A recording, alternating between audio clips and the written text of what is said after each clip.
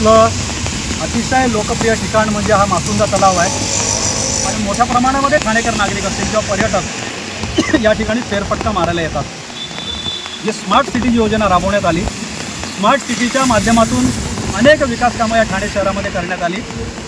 त्या माध्यमातून या ठिकाणी एक काचेचा पदपथ आणि या पूर्ण आजूबाजूच्या परिसराचं सुशोभीकरण, या शिवाजी पथ परिसराचं सुशोभीकरण करण्यात आलं। परंतु तुम्ही आता बघितलं असेल, फार कमी कालावधीमध्ये म्हणजे काही वर्षामध्ये या ठिकाणी या पदपथाची आणि बाजूला केलेल्या सुशोभीकरणाची अत्यंत दुरावस्था झालेली आहे। याच्या लाद्या काही ठिकाणी उखडलेल्या आहेत। या ठिकाणी जे संरक्षक रेलिंग या ठिकाणी लावलेले आहेत ते संरक्षक रेलिंग या ठिकाणी तुटलेले आहेत, परंतु कुठल्याही प्रकारची देखभाल नाही। ती संरक्षक रेलिंग तुटल्यानंतर त्याला जोड देण्यासाठी त्या ठिकाणी बांबूचा वापर केलेला आहे।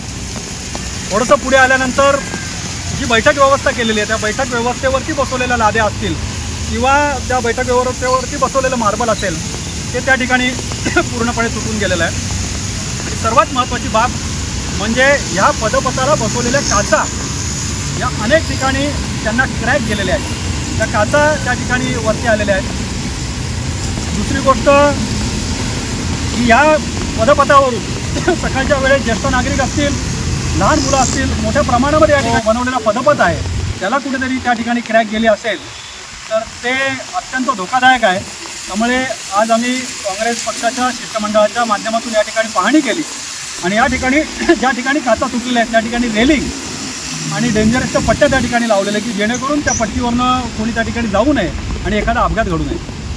भारतीय जनता पक्षाच्या माध्यमातून ह्या ज्या सगळ्या झालेल्या गैरसोयी आणि स्मार्ट सिटीच्या भ्रष्टाचाराचे आरोप करत त्यांनी थेट दिल्ली गाठलेली होती आणि केंद्रीय मंत्री हरदीपसिंग पुरी यांची भेट घेतलेली होती आणि याच्या चौकशीचे आदेश दिलेले होते। त्यावेळी त्यांनी केलेल्या तक्रारीमध्ये हा जो ग्लास कॅन्टिलिव्हर पदपथ आहे याचीसुद्धा त्यांनी तक्रार केली होती की याच्या काचा या ठिकाणी वारंवार फुटतात, परंतु त्या चौकशीचं काय झालं ते माहिती नाही। परंतु तुम्ही 2 वर्षामध्ये बघत असाल की नागरिकांना, ठाणेकर नागरिकांना सोयीसुविधा देण्यासाठी तुम्ही जो हे सुशोभीकरण केलेलं आहे या सुशोभीकरणाची